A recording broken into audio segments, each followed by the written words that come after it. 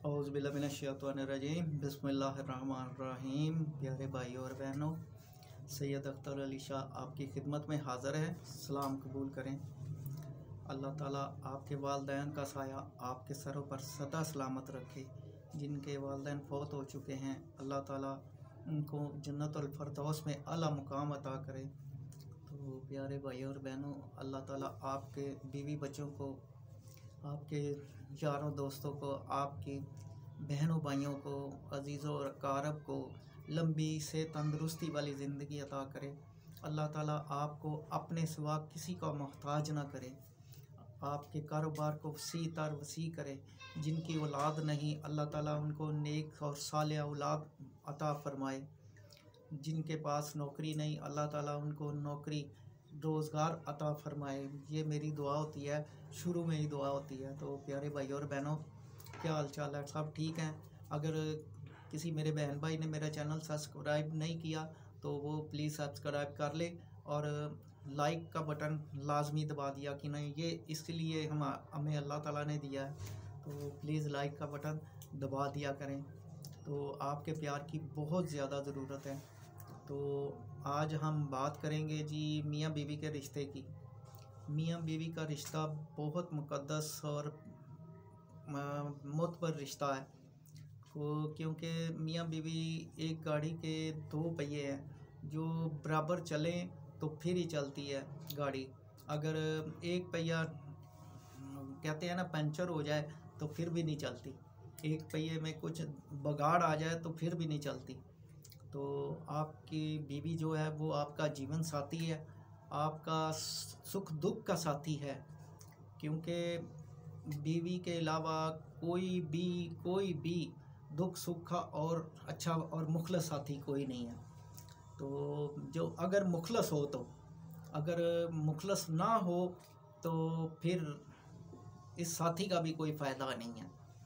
तो ये नहीं है कि एक मर्द की शादी हो जाती है तो वो बीवी सिर्फ आती है तो उसकी 365 दिन पूरे वो रोटियां पकाए, उसकी खिदमत करे, उसके माँ बाप को रोटियां पका कर दे, घर के काम करे। नहीं, बीवी के साथ सुख दुख प्यार मोहब्बत हर चीज़ जो है ज़रूरी है। तो कोशिश किया करें कि अपने जीवन साथी को खुश रखने की कोशिश करें। उसके जो खाने पीने का ख्याल, उसके पहनने का ख्याल, ये आपके ज़िम्मे होता है। और बीवी का ज़िम्मा ये होता है कि वो अपने शोहर की इज़्ज़त करे। तो बात एक याद आ गई कि बीबी फ़ातिमा तो ज़हरा सरकार का वक़्त के वाक़या आपसे बयान करने लगा हूँ। तो एक औरत जो थी ना, वो अपने खामद की इज़्ज़त नहीं किया करती थी। तो एक बार एक औरत जो मोहल्ले की थी ना, जो इज़्ज़त नहीं किया करती थी, वो सरकार बीबी पाक के पास आई, दरवाज़ा खटखटाया। तो बीबी पाक ने कहा कौन है? तो वो कहने लगी कि मैं फ़लाँ हूँ।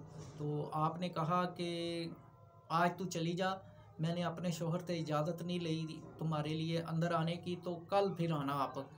तो वो वापस चली गई। तो दूसरे दिन जब आई तो उसने फिर दरवाज़ा खटखटाया। तो फिर आपने जवाब दिया कि कौन है? तो वो कहने लगी कि मैं हूँ। तो बीबी पाक कहने लगे कि आपके साथ कौन है? वो कहती है कि मेरा बेटा है। आपने कहा कि मैंने आपकी इजाज़त ली है, आपके बेटे की छोटे की इजाज़त नहीं ली, तो फिर कल आना। तो इस तरह वो दोबारा जिस वक्त तीसरे दिन आई ना, तो अंदर दरवाज़ा खोला तो देखा कि रस्सा भी पड़ा हुआ है पास चारपाई पर, डंडा भी पड़ा हुआ है, हर चीज़ जो उस वक़्त मौजूद होती थी वो पड़ी हुई है पास। तो वो औरत कहने लगी ये क्या? उन्होंने फरमाया कि ये अगर मेरा शोहर मुझे किसी बात पर, मेरी गलती पर मारना चाहे तो ये डंडा हाज़िर है, अगर मेरे हाथ पैर बांध कर मारना चाहे तो ये रस्सी हाज़िर है। तो वो औरत बहुत ज़्यादा जो है ना शर्मिंदा हुई, क्योंकि दिखाया तो उसी को गया था ना, क्योंकि वो अपने शोहर की इज़्ज़त नहीं करती थी। तो दिखाया उसी को गया था कि ये इस तरह अपने शोहर की इज़्ज़त करो, ये देख ये नमूना है तुम्हारे लिए। तो वो बहुत शर्मिंदा हुई। उस दिन से लेकर उसने अपने खामन की बहुत ज़्यादा इज़्ज़त की। तो ये वाक़या मेरे ज़हन में आ गया था। तो मियाँ बीवी जो होते हैं ना, वो मिलकर चलें, एक दूसरे को साथ लेकर चलें तो ज़िंदगी बहुत आसान हो जाती है।